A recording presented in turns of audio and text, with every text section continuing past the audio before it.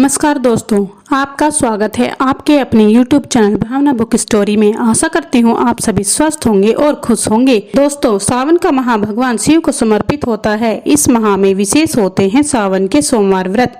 ऐसा माना जाता है अगर जीवन में कोई भी समस्या आ रही है या आर्थिक स्थिति खराब है या करियर में सफलता नहीं मिल रही है तो सावन सोमवार के व्रत करके व व्रत कथा पढ़कर जीवन के सभी कष्टों को दूर किया जा सकता है। आइए जानते हैं सावन सोमवार व्रत की कथा के बारे में। एक समय की बात है, एक साहूकार था। वह बहुत ही धनवान था। उसके यहाँ किसी प्रकार की कोई कमी नहीं थी, परंतु पुत्र न होने के कारण वह अत्यंत दुखी था। वह इसी चिंता में रात दिन रहता था और इसलिए वह पुत्र की कामना के लिए प्रति सोमवार को शिवजी का व्रत और पूजन किया करता था। सायंकाल को शिवजी के मंदिर में जाकर दीपक जलाया करता था। उसके इस भक्ति भाव को देखकर एक समय श्री पार्वती जी ने शिव जी महाराज से कहा, हे महाराज, यह साहूकार आपका अत्यंत भक्त है और सदैव आपका व्रत और पूजा बड़ी श्रद्धा से करता है, अतः इसकी मनोकामना पूर्ण करनी चाहिए। शिव जी ने कहा, पार्वती, यह संसार कर्म क्षेत्र है। किसान खेत में जैसा बीज बोता है वैसा ही फल काटता है। उसी तरह इस संसार में जो जैसा कर्म करता है वैसा ही फल भोगता है। पार्वती ने अत्यंत आग्रह से कहा कि महाराज, यह आपका अति प्रिय भक्त है और यदि इसको किसी प्रकार का कोई दुख होता है तो उसको अवश्य दूर करना चाहिए, क्योंकि आप तो सदैव अपने भक्तों पर दयालु हैं, उनके दुखों को दूर करते हैं। यदि ऐसा नहीं करेंगे तो मनुष्य क्यों आपकी सेवा व्रत पूजन करेंगे। पार्वती का ऐसा आग्रह देख शिवजी महाराज प्रसन्न हो कहने लगे, हे पार्वती, इसके कोई पुत्र नहीं है। इसी पुत्र चिंता से यह अत्यंत दुखी रहता है। इसके भाग्य से पुत्र न होने पर भी मैं इसको पुत्र की प्राप्ति का वर देता हूँ, परंतु वह पुत्र केवल 12 वर्ष तक ही जीवित रहेगा। इसके पश्चात वह मृत्यु को प्राप्त होगा। इससे अधिक मैं और कुछ इसके लिए नहीं कर सकता। यह सब साहूकार सुन रहा था। इससे उसको न कुछ प्रसन्नता हुई और न कुछ दुख हुआ। वह पूर्ववत वैसे ही शिवजी महाराज का सोमवार का व्रत और पूजन करता रहा।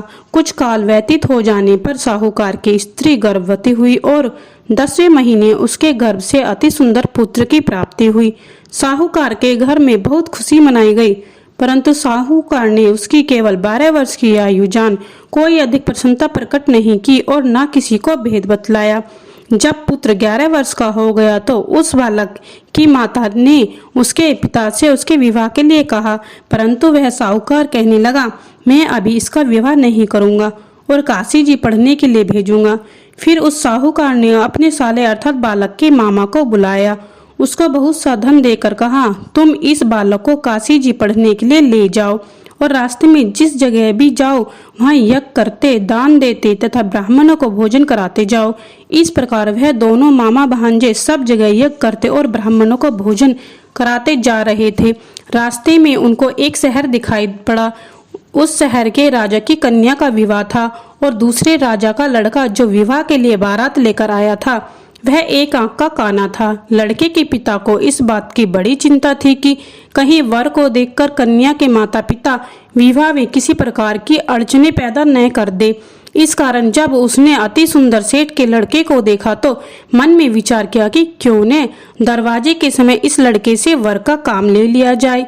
ऐसा विचार कर राजा ने उस लड़के को और उसके मामा से कहा तो वह राजी हो गए और साहूकार के लड़के को स्नान आदि करा, वर के कपड़े पहना तथा घोड़े पर चढ़ा दरवाजे पर ले गए और बड़ी शांति से सब कार्य हो गया।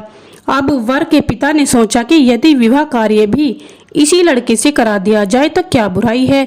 ऐसा विचार कर उसके मामा ने कहा, यदि आप फेरों और कन्यादान का काम भी करा दें तो आपकी बड़ी कृपा होगी, हम इसके बदले में आपको बहुत धन देंगे। उन्होंने यह भी स्वीकार कर लिया और विवाह कार्य बहुत अच्छी तरह से संपन्न हो गया। परंतु जिस समय लड़का जाने लगा तो उसने राजकुमारी की चुंदरी के पल्ले पर लिख दिया कि तेरा विवाह तो मेरे साथ हुआ है, परंतु जिस राजकुमार के साथ तुमको भेजेंगे वह एक आंख से काना है और मैं तो काशी जी पढ़ने जा रहा हूँ।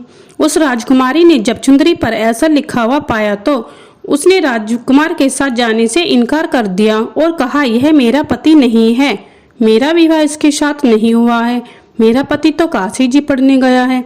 राजकुमारी के माता पिता ने अपनी कन्या को विदा नहीं किया और बारात वापस चली गई। उधर सेठ का लड़का और उसके मामा काशी जी पहुंच गए। वहां जाकर उन्होंने यज्ञ करना और लड़के ने पढ़ना शुरू कर दिया। जब लड़के की आयु 12 वर्ष की हो गई तब उन्होंने एक दिन यज्ञ रच रखा। उस लड़के ने अपने मामा से कहा, मामा जी आज मेरी तबीयत कुछ ठीक नहीं है। मामा ने कहा कि अंदर जाकर सो जाओ। लड़का अंदर जाकर सो गया और थोड़ी देर में उसके प्राण निकल गए। जब उसके मामा ने अंदर जाकर देखा वह मर गया है तो उसको बड़ा दुख हुआ। उसने सोचा कि मैं अभी रोना पीटना मचा दूंगा तो यज्ञ का कार्य अधूरा रह जाएगा। अतः उसने जल्दी से यज्ञ का कार्य समाप्त कर ब्राह्मणों के घर जाने के बाद रोना पीटना आरंभ कर दिया। संयोगवश उस समय शिवजी महाराज और पार्वती जी उधर से जा रहे थे। जब उन्होंने जोर जोर से रोने पीटने की आवाज सुनी तो पार्वती जी शिवजी को आग्रह करके उसके पास ले गई और उस सुंदर बालक को मरा हुआ देखकर कहने लगी कि महाराज यह तो उस सेठ का लड़का है जो कि आपके वरदान से हुआ था। शिवजी ने कहा कि पार्वती इसकी आयु इतनी ही थी, सब भोग चुका। पार्वती ने कहा कि महाराज कृपा करके इस बालक को और आयु दो, नहीं तो इसके माता पिता तड़प तड़प कर मर जाएंगे। पार्वती जी के इस प्रकार आग्रह करने पर शिवजी ने उसको वरदान दिया। शिवजी महाराज की कृपा से लड़का जीवित हो गया। शिव पार्वती कैलाश चले गए। तब वह लड़का और उसके मामा उसी प्रकार यज्ञ करते हुए अपने घर की ओर चल पड़े और रास्ते में उसी शहर में आए जहां पर उस लड़के का विवाह हुआ था। वहां पर जाकर जब उन्होंने यज्ञ आरंभ किया तो उस लड़के के ससुर ने उसको पहचान लिया और अपने महल में ले जाकर उसकी बड़ी खातिर की, साथ ही बहुत सारा धन और दासियों के सहित बड़े आदर और सत्कार के साथ अपनी लड़की और जमाई को विदा किया। जब वह अपने शहर के निकट आई तो उसके मामा ने कहा कि पहले मैं तुम्हारे घर जाकर खबर कर आता हूँ। उस समय उसके माता पिता अपने घर की छत पर बैठे हुए थे कि और उन्होंने यह प्रण रख रखा था कि यदि हमारा पुत्र सकुशल घर आया तो राजी खुशी से नीचे आ जाएंगे, नहीं तो छत से गिरकर प्राण दे देंगे। इतने में उस लड़के के मामा ने आकर यह समाचार दिया कि आपका पुत्र आ गया है, परंतु उसको विश्वास न आया। तब उसके मामा ने शपथ पूर्वक कहा कि आपका पुत्र अपनी स्त्री और बहुत सा धन लेकर आया है। तो सेठ ने बड़े आनंद के साथ स्वागत किया और घर ले आए तथा वे बड़ी प्रसन्नता के साथ रहने लगे। इस प्रकार जो कोई भी सोमवार के व्रत को धारण करता है अथवा इस कथा को पढ़ता या सुनता है उसके दुख दूर होकर उसकी समस्त मनोकामनाएं पूर्ण होती हैं।